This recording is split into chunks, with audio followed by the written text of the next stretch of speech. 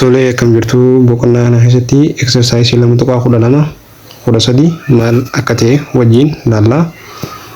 2.12 question number 1, how do you prepare 2.00 times 10 to the power of 2 milliliter of a 0.866 molar potassium hydroxide solution? Start with 5.07 molar stock solution.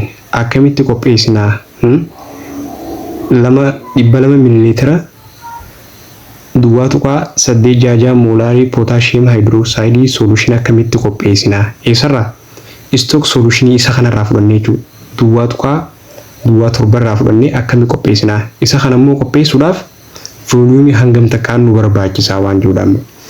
Okay, asirratti immoo given keenya baafannu. Given keenya M1 molar 1 5.7 molar tunammoo warri barbaannu M2 walqixanitaa 2.866 molar V1 ammoo V2 walqixanitaa 2.2 times 10 to the power of 2 molar jechuun meeqa 200 ml dha jechuudha. ml dha. Yeroo kana V1 keenya meeqa jechuudha. V1 meeqa isa kanarraa fudhannee volume meeqa isa kanarraa fudhanneeti isaan kan qopheessinaa waan jiruudha. Amma qopheessuudhaaf formulaan keenya M1 V1 equals to M2 V2 san fayyadamnaa jechuudha. Isa kana fayyadamnaa hayyaa fayyadamnu. Amma M1 keenya eenyuunne isa kana. M1 isa kana M1 V1 equals to M2 V2. Amma inni barbaanna V1 barbaanna over M1 M1 dhaama V1 walqixanitaa M2 times V2 over M1. M2 keenya meeqa? M2 keenya walqixanitaa 2.866 molar baay'isu V2 keenya 200 M1 milliliter over M1 keenya 5.7 molar. Amma yeroo kana molarii fi molarii wal dhaamsaa isaan kana lamaa waliin baay'ifnee isa kanaaf yeroo hirru V1 walqixanitaa meeqa? 34.2 ml dha jechuudha. Isa kanaan nu barbaada. Isa kana volume takkaffaan isa kana jechuudha. Kaniif nuti isa kanatti qopheessuu dandeenya. Kana jechuudha. Okay, question number 2. What's the difference between dilute in the unsaturated, concentrated in the unsaturated, saturated? Garaagarummaa jidduu dilute fi unsaturated, concentrated fi saturated garaagarummaa isaan kana jidduu jirtu maali? Kana waliin ilaallaa. Dilute solution means a small amount of solute in the large amount of solvent. Dilution kan jennuun solutiin bulbulamaan guddaa ta'e bulbulamaan xiqqaa ta'e bulbulaan ammoo yoo guddaa ta'u jechuudha. Small amount of solute inni xiqqaata bulbulamaan ni xiqqaata bulbulaan ammoo ni baay'ata. Amma fakkeenyaaf sodium chloride yoo fudhanne sodium chloride waa xiqqoo garuu watariin baay'ee yoo ta'u akkasii jechuudha. Unsaturated jechuudha. Unsaturated means more solute dissolve in a solvent. Solutiin baay'een solutionii keessatti solvent keessatti naqamu bulbulamudha jechuudha. Kun immoo maal irratti hundaa'a? Solubility dandeettii solutionii san itti bulbulamu irratti hundaa'a.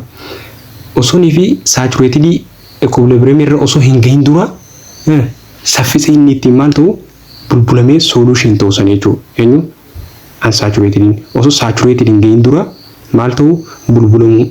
Kun the ability of solubility of solute dha jechuudha. Dandeettii solutiin tokko solvent keessatti bulbulamuu irratti hundaa'a jechuudha. Eenyu? Saturated. Concentrated means a large amount of solute.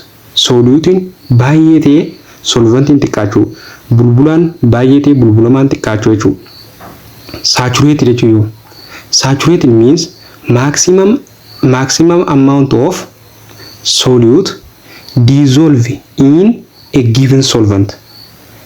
Amma room temperature irratti solute tokko amount solute nineenya walitti nineenya room temperature irratti inni soluble ta'e maalta maximum baqa room temperature irratti room temperature san keessatti sanii ol kutee maaltu hin danda'u solution uumuu hin danda'u jechuudha. Solution uumuu hin danda'u.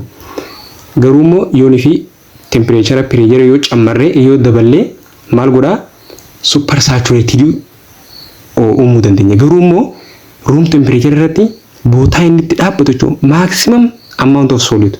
Solute san solution san uumuu keessatti dandeettii inni qabu hundi harratti dhumatu jechuudha. Yoonii fi temperature fi pressure daballee achi kamaal achuma dhaabbataa jechuudha. Achi bira kutuu hin dandeenye. Isaan kana jechuudha garaagarummaan isaanii.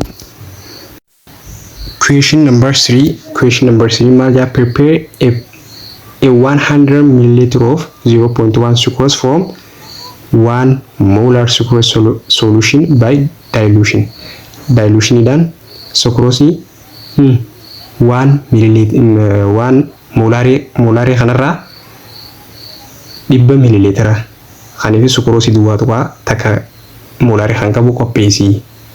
Maal qopheessinaa 0.1 molari sucrose qopheessina eenyurraa 1 molar irraa dilution isa kana qopheessina jechuudha. Inni immoo 1 molariin kun eenyu stock solution dha jechuudha. Amma isa kana qopheessuudhaaf maal godhuu qabna? V takka barbaannaa jechuudha. V takka faadha. V kam fudhannaa jechuudha. Volume hangam takkaanii isa kana qopheessina waan jiru. Yeroo kana akka achi dabreetti bal'inaan laalli jira wal fakkaataa V1 M1 V1 equals to M2 V2 yeroo kana V1 barbaaduudhaaf over M1 waliin dhaama V1 wal qixanii ta'a M2 V2 over M1.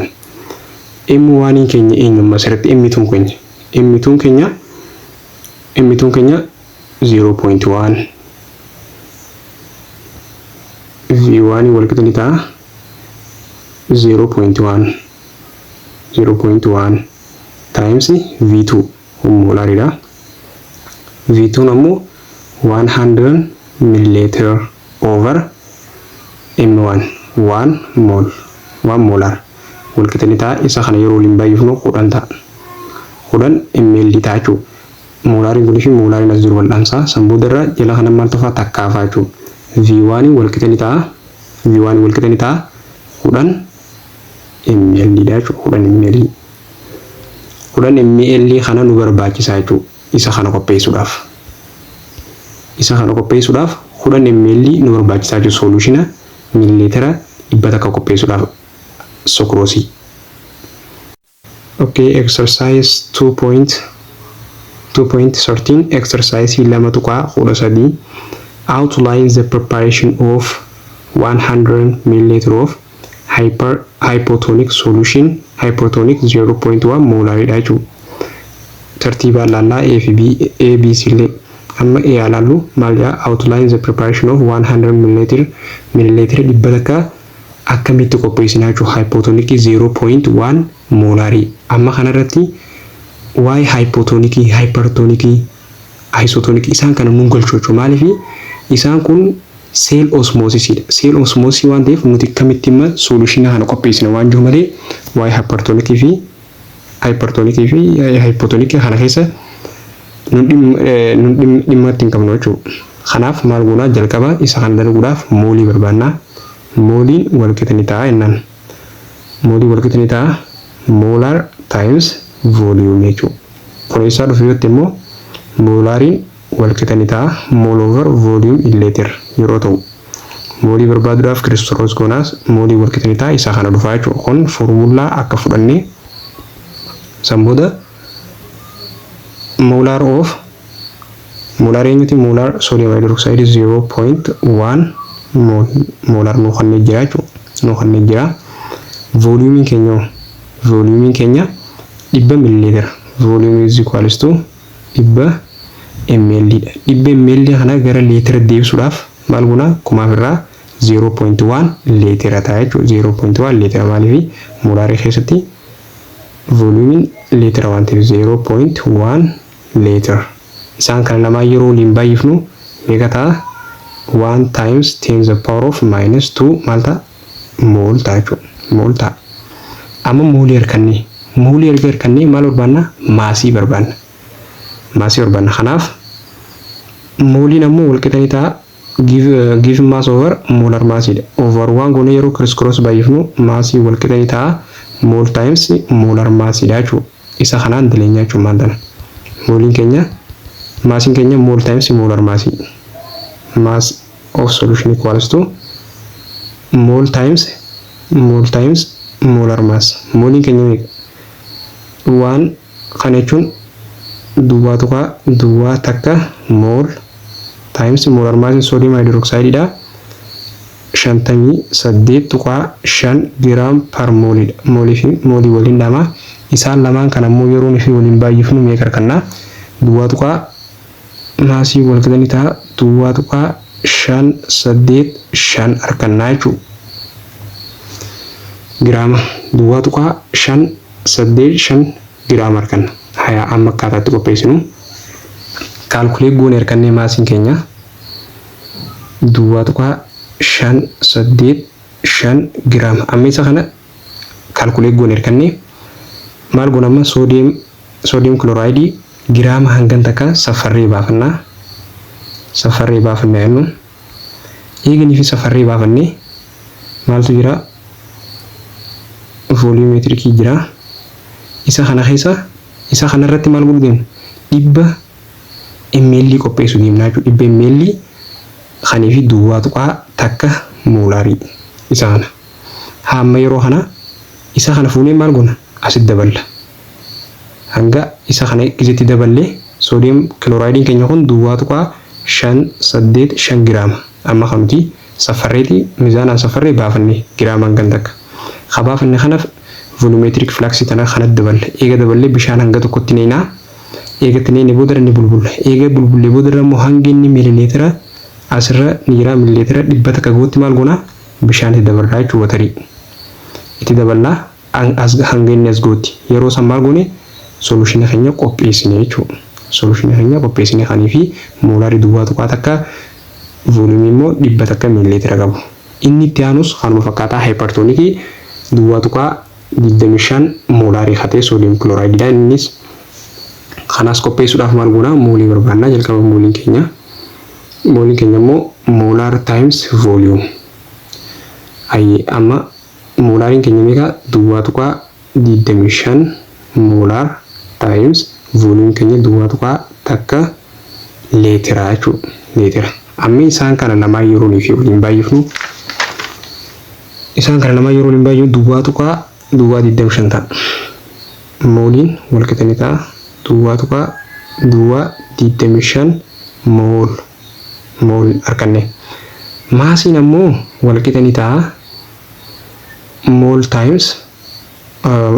times molar mass mooliin keenya meeqa duwwaa tuqaa 25 mool times molar massiin 58.5 gram per mol mooliin dama isaan kana lamaan yeroo fi waliin baay'ifnu meeqa argannaa maasii mass equals to takka tuqaa 46 giraama hayyee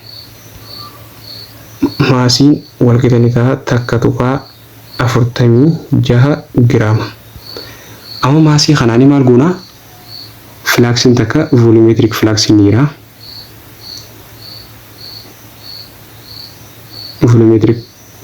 jira maasii kana maal goona kaalkuleet goone arganne kana akkuma duratti ni mazzannaa giraama soodiyeem kilooraayidii giraama hangan takka eeganii fi baafanne maal goona asitti daballaa eegaa asitti daballee yoo ni fi biikarii qabanne immoo biikarii keessatti ni bulbulla jechuudha soodiyeem kilooraayidii kana bishaan hanga tokko bulbullee eega bulbula isaasan asitti daballaa eega daballee immoo 100 ml bishaan hanga gootti hanga sitti niinaa jechuudha.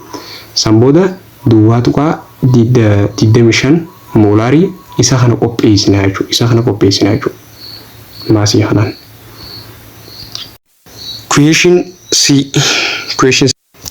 Question C maal jaa 0.1 m molar sulfuric acid using stock solution of percent 98 by mass sulfuric acid. Sulfuric acid giraama 98% stock solution fayyadamuudhaan duwwaa tuqaa takka moolarii maal guna qopheessinaa jechuudha. Kaniif miilileetira 100 takka qabu. Density namoo duwwaa takka tuqaa 84 gram moolarii jechuudha in miilileetira. In the first calculate okay. Amma maal guna stock solution isa kanarraa kana qopheessuudhaaf jalqaba isa kana moolarii isa kana barbaannaa jechuudha. Moolarii isa kana barbaaduudhaaf immoo giraama 98% giraama 98% yeroon fi 98% kana yeroon fi giraama deebisnu 98 giraama ta'a jechuudha. Yeroo kana solution tokko 100 waan ta'eef 98 ammoo sulfuric acid yoo ta'e giraamni 2 eenyu watariidha jechuudha. Giraamni 2 watariidha. Amma yeroon fi watarii ta'e solution kun walii gala meeqa 100 giraama jechuudha. Giraama solution giraama 100. Amma yeroo kana isa kana maal barbaanna kanii fi stock solution nuti duwwaa tuqaa takka moolaarii sulfuric acid irraa oomishnu kanammoo isa kana moolaarii isaa barbaannaa jechuudha. Yeroo kana moolaarii wal qixanii ta'a mol over volume in liter kana ni beekna. Haya amma volume molii ni barbaanna volume ni barbaanna molii yaa barbaannu jalqaba molii wal qixanii ta'a given mass over molar mass. Given mass keenya meeqa 98 gram. Molar mass keenya 98 gram per mol. Giraamaaf giraamni wal dhaamaa waliin dhaamaa 98 yeroo 98 takkaachuu waan moolumaafa mooliidha jechuudha. Maaliif giraamni yeroo wal dhaamse moolii tofa waan mooliidha. Waan moolii keenya isa keenya achi gubbarra kaayyannaa jechuudha. Waan mool jennee. Okay, moolii boota moolii tana wal qixannee jira. Moolii meeqa 1 mol. Okay, volume barbaanna. Volume argachuudhaaf immoo density wal qixanii ta'a mass over volume. Yeroo kana volume barbaanna over 1 cross cross yeroo goonu volume wal qixanii ta'a mass over mass over density dha. Mass of solution in meeqa 100 gram mass of solution 100 gram over density takka tuqaa 84 gram in liter giraamni giraamaan dhaama milliliter. Yeroo kana isaan kana lamaa yeroo waliif hirru duwwaa tuqaa 54 wanta duwwaa tuqaa 54 jechuudha. Liter isa kana fayyadamnaa jechuudha. Duwwaa tuqaa 54 kana jala kaayyannaa molii takka jala. Okay,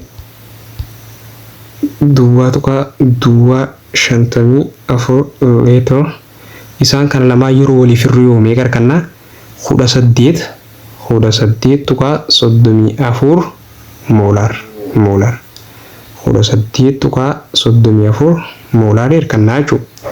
Amma inni kun maali M1 dha jechuudha. M1 argannee jira molarii.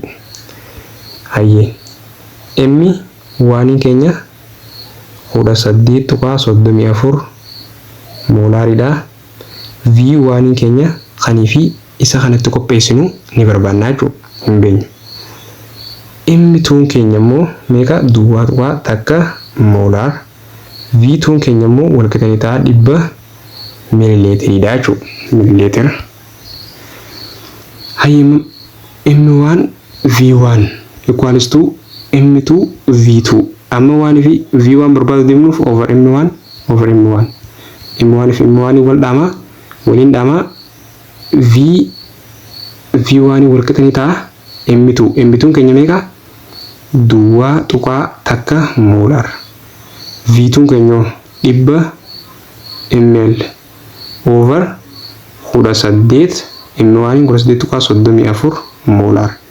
Isaan kana lamaan yeroon fi waliin baay'ifne yeroon fi isa kanaaf irra meeqa arganna duwwaa tuqaa 54 ml dha jechuudha. V1 keenya meeqa? V1 keenya duwwaa tuqaa 54 ml dha jechuudha. Volume isa kanaan nu barbaachisaa jechuudha kana qopheessuudhaaf. Inti first calculate molar isa kanaaf barbaannaa jechuudha jalqaba. Molar isa harkanne solution samboota example isanitti fayyadamuudhaan maal goona dilution qopheessinaa jechuudha step isa hundarratti. Amma kanaaf volume kanaanii maal goona solution duwwaa tuqaa takka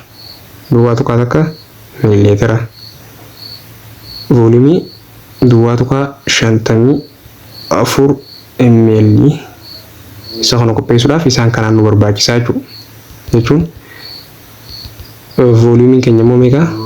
Volume keenya kun immoo moolarii duwwaa tuqaa takka volume 100 ml dhaan qopheessuudhaaf V jalqabaa meeqa ta'uu qaba? Duwwaa tuqaa 54 ml ta'uu qaba jechuudha.